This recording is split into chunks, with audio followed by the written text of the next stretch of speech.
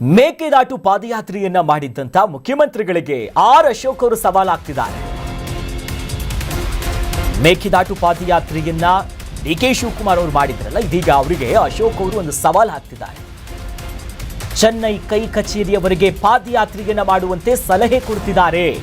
ಪಾದಯಾತ್ರೆ ಮಾಡಿ ಉಪವಾಸ ಸತ್ಯಾಗ್ರಹ ಮಾಡುವಂತೆ ಕೌಂಟರ್ ಕೊಟ್ಟಿದ್ದಾರೆ. ಎಕ್ಸ್ನಲ್ಲಿ ವಿಧಾನಸಭೆಯ ವಿಪಕ್ಷ ನಾಯಕ ಅಶೋಕ್ ಅವರು ಕಿಡಿಕಾರ್ತಿದ್ದಾರೆ.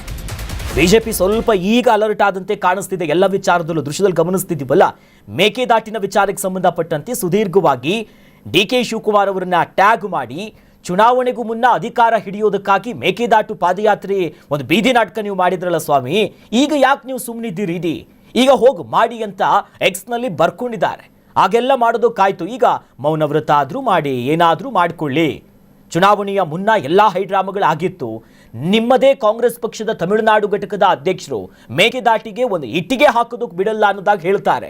ಹಾಗಾದ್ರೆ ಕರ್ನಾಟಕಕ್ಕೆ ಬಹಿರಂಗವಾಗಿ ಅವರು ಸವಾಲು ಹಾಕ್ತಾರಂತಂದ್ರೆ, ನಿಮಗೆ ತಾಕತ್ತಿದ್ರೆ, ದಮ್ ಇದ್ರೆ, ಕನ್ನಡಿಗರ ಮೇಲೆ ನಿಜವಾದ ಕಾಳಜಿ ಇಲ್ಲಾದ್ರೂ ಇತ್ತು ಅಂತಂದ್ರೆ ಈ ಚೆನ್ನೈಗೆ ಪಾದಯಾತ್ರೆಯನ್ನ ಮಾಡಿ ಅಲ್ಲಿನ ತಮಿಳುನಾಡು ಕಾಂಗ್ರೆಸ್ ಕಚೇರಿಯ ಮುಂದೆ ನೀವೊಂದು ಉಪವಾಸ ಸತ್ಯಾಗ್ರಹ ಕೂತ್ಕೊಳ್ಳಿ. ನಿಮ್ಮ ರಾಜಕೀಯ ಬದ್ಧತೆಯನ್ನ ಸಾಬೀತುಪಡಿಸಿ.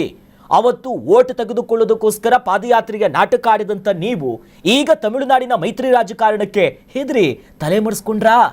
ಕಾವೇರಿ ಕೊಳ್ಳದ ನಮ್ಮ ರೈತರ ಮತ್ತು ಬೆಂಗಳೂರಿನ ಕೋಟ್ಯಾಂತರ ಜನರ ಕುಡಿಯುವ ನೀರಿನ ಹಕ್ಕಿಗಿಂತ ನಿಮಗೆ ದೆಹಲಿ ಹೈಕಮಾಂಡ್ ಅಣತಿ ಈ ತಮಿಳುನಾಡಿನ ಮೈತ್ರಿ ರಾಜಕಾರಣವೇ ಹೆಚ್ಚಾಗಿಬಿಡುತ್ತಾ? ಕನ್ನಡಿಗರ ರಕ್ತ ಹೀರ್ತಾ ಇರುವಂತ ನಾಡದ್ರೋಹಿ ಸರ್ಕಾರಕ್ಕೆ ಮೇಕೆದಾಟು ಯೋಜನೆ ಜಾರಿಗೊಳಿಸುವ ಇಚ್ಛಾಶಕ್ತಿಯೇ ಇಲ್ಲ. ಅವತ್ತು ಕೇವಲ ಚುನಾವಣಾ ಗಿಮಿಕ್ ಮಾಡಿದ್ರಿ ಅಂತ ಸುದೀರ್ಘವಾಗಿ ತಮ್ಮ ಅಧಿಕೃತ ಖಾತೆಯಲ್ಲಿ ಬರ್ಕೊಂಡು ಡಿಕೆ ಶಿವಕುಮಾರ್ ಅವರಿಗೆ ಕೌಂಟರ್ ಕೊಡೋ ಕೆಲಸ ಮಾಡಿದ್ದಾರೆ. ಇದಕ್ಕೆ ಯಾವ ರೀತಿಯಾಗಿ ಸಿಎಂ ರಿಯಾಕ್ಟ್ ಮಾಡ್ತಾರೆ ಅನ್ನೋದನ್ನ ಕಾದ್ ನೋಡಬೇಕು.